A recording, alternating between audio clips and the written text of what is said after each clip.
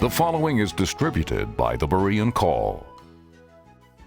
You're listening to Search the Scriptures Daily, a program in which we encourage everyone who desires to know God's truth to look to God's Word for all that is essential for salvation and living one's life in a way that is pleasing to Him.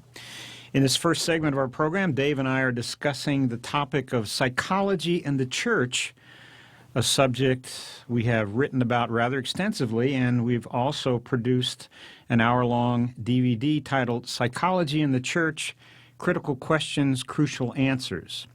Furthermore, we're in the process of putting together a book that will be a collection of the many articles we've written dealing with psychology. The Lord willing, it will be off the press late this spring.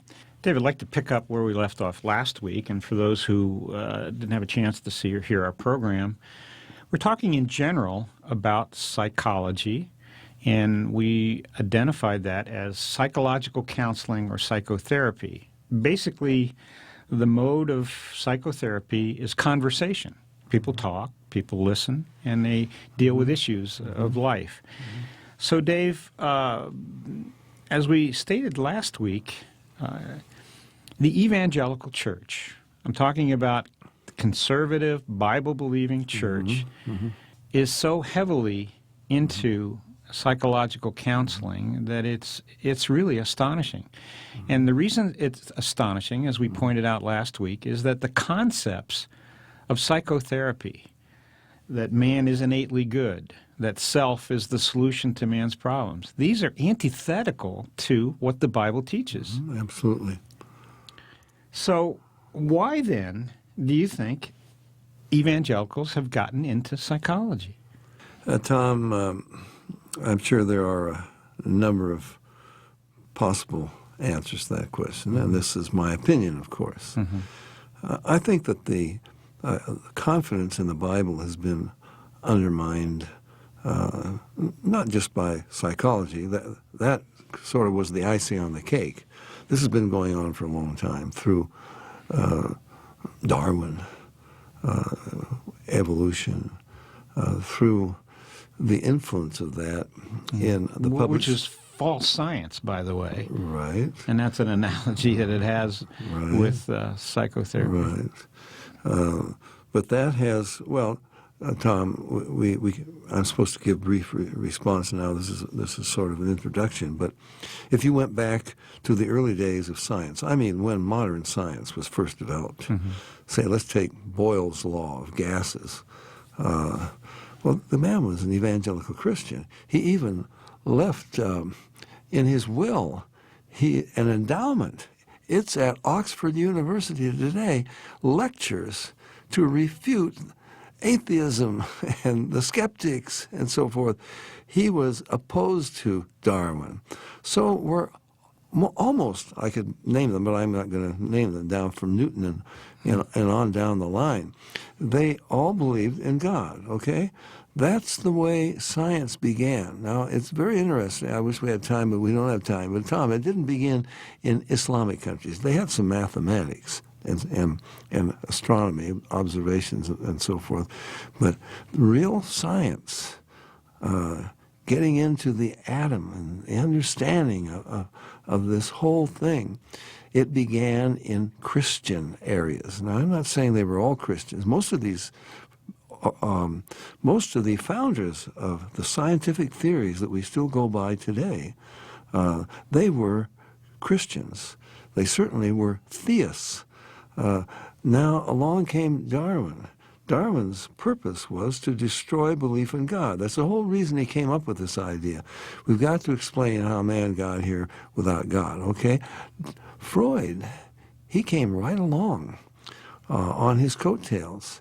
And yes, this is the way, and now we'll explain human behavior without God. So what happened? It permeated the schools. It's astonishing, Tom, because there is an innate belief in man that God exists. And I've traveled quite a bit in the Soviet Union back in the Iron Curtain days. For 70 years, they tried to stamp out all belief in God. They couldn't do it. 70 years. And even today, in spite of the fact that atheism is dominant on radio, television, in our schools, medical schools, philosophy, science, and so forth.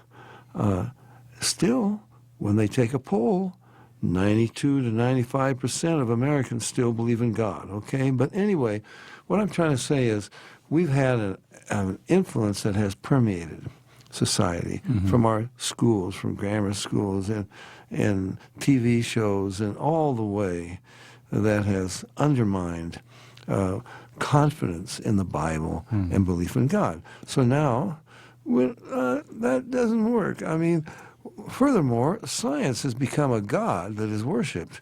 Why, we blew it. This is what the Christians would say. We blew it when it came to evolution. We said, no, evolution wasn't biblical, but now the church is coming around. Catholic Church says it's biblical. For example, Baylor, their science department says, evolution is established. We're going to stick with that. This is science. Okay, so what does the church need to build back its self-esteem? We need some scholars. We need to get science on our side. What do you know? Jesus was a scientist. Well, Mary Baker Eddy said so. First Church of Christ scientist. Wow. And, we can be scientific. We can get our PhDs because psychology is science. Tom, I'm a little bit older than you are, and I can tell you when I had to take you were forced to take an introductory course in psychology. And they called it mental hygiene in those days. I can tell you, the atmosphere on the campus, we thought anybody who majored in psychology, I'm just talking about the average student, the psych professors, these guys are loonies. They got into this because they couldn't figure themselves out, and somehow they're trying. Tom, that was the beginning. Now, oh, wow, we're going to have a conference, and we're going to have a Christian psychologist address this. Today, Christian psychologists have become the big authorities on the Bible. Wait a minute. So you asked me a question. I think part of it is the worship of science. Psychology claims to be a science. It is not. You know, there have been studies to that. We get back into that later. But the church, we can hold our heads up now in academia. We've got PhDs, and the Bible is scientific after all. Dave, it's certainly a matter of pride. There isn't any doubt about that. But it's also the flesh. Now, the world has been attracted to the idea that science was going to solve all of its problems, right? Without God. Well, of course. That's the idea.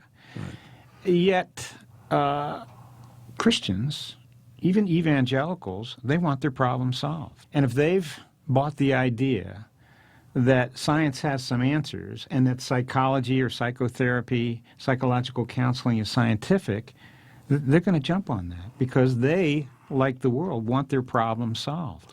And they want to have science on their side, you see? Science. Oh, we worship science. You know, Tom, I'm a CPA, certified public accountant. I can remember as a young boy, my parents, he was a preacher, in fact, who was a CPA.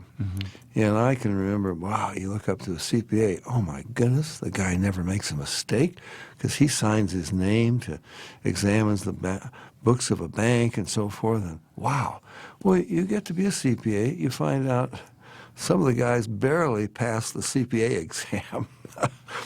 And they do make mistakes. Sometimes they get sued for mistakes. It's the same thing with scientists. Scientists are little boys and girls who grew up, they went to university, they got degrees, they gathered a lot of information in a narrow field, most of them. Much of that information was wrong, okay, especially when you get into genetics.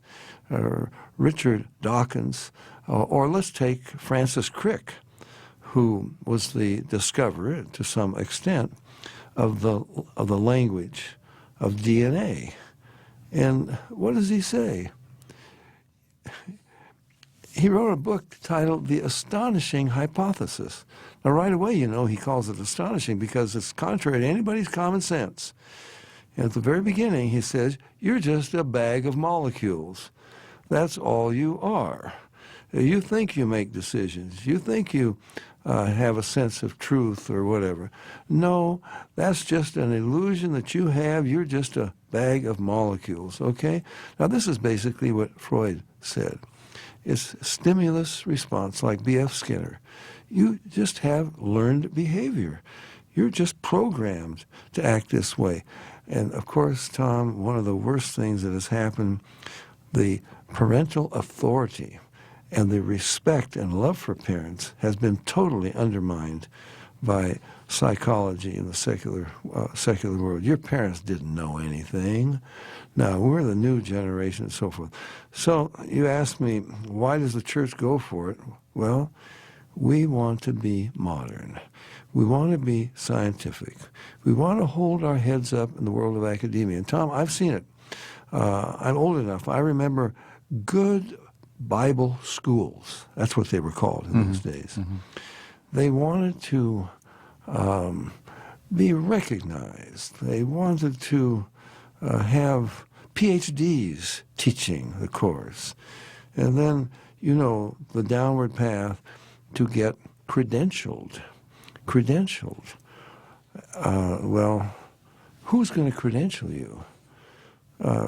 Tom, I can never get out of my mind. I can't forget the headlines on the bulletin that came out from Fuller Graduate School of Psychology. What did it say? Big letters. Credentialed. Wow. And then it goes on to explain the on-site investigation team from the American Psychological Association has been here. They've examined our courses and so forth. And they've even said that in spite of our religious bearings, bias, we passed. And we do everything just the way they want it done. Credentialed by whom?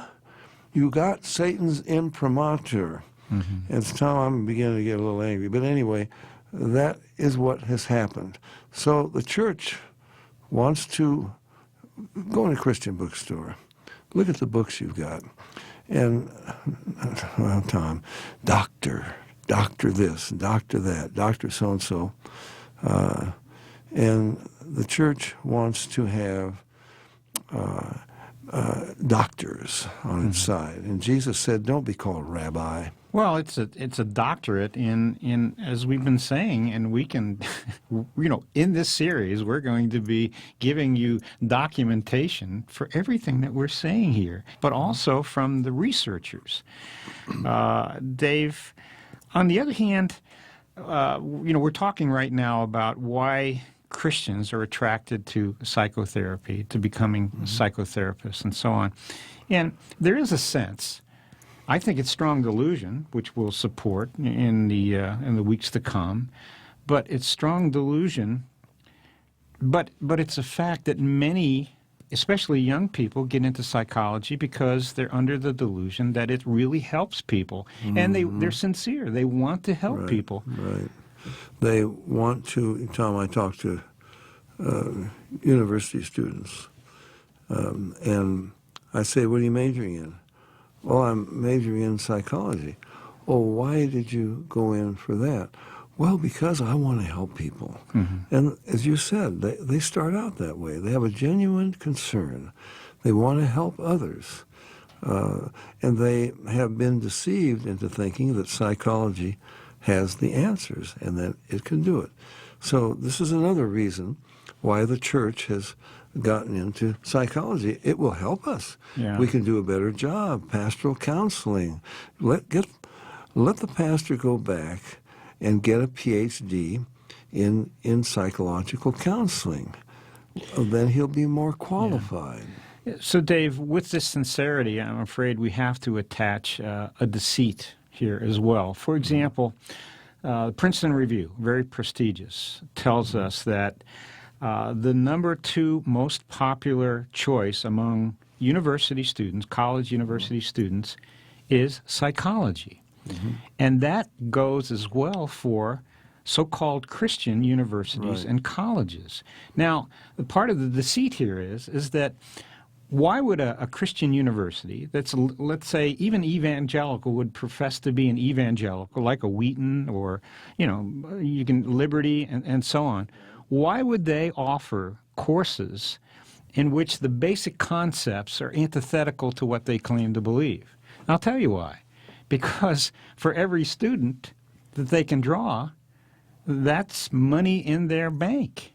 This is no conspiracy kind of thing. Every university needs to attract students. The more students you have, the more the coffers of the university are filled. And you're going to offer, if a Christian university decides, no, we can't offer psychological counseling as a option of courses, as a discipline, they are going to eliminate the number 2 most popular career choice among students that enter. And they're not going to get those students, and it's going to cost them financially.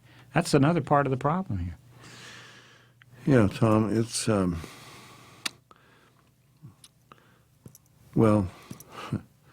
it's a delusion, as you said. We give people credit for sincerity, but after a while, you have to begin to question. I remember an article in Focus on the Family. James Dobson said, it's right there in the magazine. If anyone doubts it, we can give you the reference. And James Dobson said, psychology would be a wonderful course, a wonderful career for a Christian to take up, study for and prepare for. Now, here were his words. Provided that their faith is strong enough to withstand the humanism to which they will be exposed. Now, why must I go to the humanists? Why must I risk my faith? And Tom, I could tell you of Christians, so-called young people, who went into psychology and they lost their faith. They denied God. They became atheists. But why would I go to the humanists in order to find out how to counsel people from the Word of God? Now, you remember the quote that we often give, Bruce Naramore. And he just says, he doesn't deny it. He says, it was humanistic psychologists Abraham Maslow and Carl Rogers who first made us aware of the need of self-love and self-esteem. Now, what he's saying is, no one in 1900 years studying the Bible on their knees, not Spurgeon, not Calvin, not Luther, Wesley and Whitefield and some of these men, they didn't go for this. They never found that in the Bible. In fact, the Christian psychologists never found it in the Bible. That's why Bruce Naramore says, we learned it from the humanists. Okay, so James Dobson says, you're going to have to learn this from the humanists. Tom, let me just point out simply, why are you going to have to learn it from the humanists? Because if you're going to have a license, and you're going to hang up a license, and you're going to get clients now out there in the world. Or I don't care if you call yourself a Christian psychologist and you're only working on the staff of a church. You must pass the same exams in the same courses in universities, whether it's a Christian university or a secular one. You must take the same exam to pass the same course. You must pass the same exam to get the state license that everybody else does. Okay? So what is that going to do? It's going to undermine the faith of that person who has been absorbed. They've been inundated. They've been soaking in these godless theories in order to pull out some golden nugget of truth that will assist them in applying the Bible. It makes no sense, Tom. Dave, it's worse than that. It's a direct rejection of what the Bible teaches. The Bible doesn't teach to promote, enhance, to build, to love self. Amen. It talks about denying self. Moreover, Bruce Narramore, when he quotes Abraham Maslow and Carl Rogers, let's take a look at the so-called pillars of psychology. These men were anti-Christian to the core. And their lives were a mess. Oh, without a doubt. As a matter of fact, most of their concepts and theories were based on their own problems, the problems that they had individually. Now, what does the Scripture say? Let's start with Psalm 1. Blessed is the man who walks not in the counsel of the ungodly. Amen. Now, how can somebody who calls himself a Christian say, "Oh yeah, but Freud, he had some good ideas," or Jung? These men were unbelievable in terms of their hatred for Christianity And their messed up lives. Exactly. Yeah. Exactly. So we're not going to turn to that. It's like, it reminds me, Tom, of Jeremiah chapter 2. God says, "My people have committed two evils. They've forsaken me, the fountain of living waters. They have dug themselves broken cisterns that can hold no water." God says, even the heathen didn't do that. They've got false gods, and they stick with their false gods. Israel, you've had the true God that you have professed to follow. I've done miracles for you, and you have turned from me to the idols of the nations, and they can't help anyone. And so, Tom, it breaks your heart to see what has happened in the church. For more information about the Berean Call and a free subscription to our monthly newsletter, contact us at P.O. Box 7019, Bend, Oregon, 97708. Call us at 800-937-6638 or visit our website at www.thebereancall.org.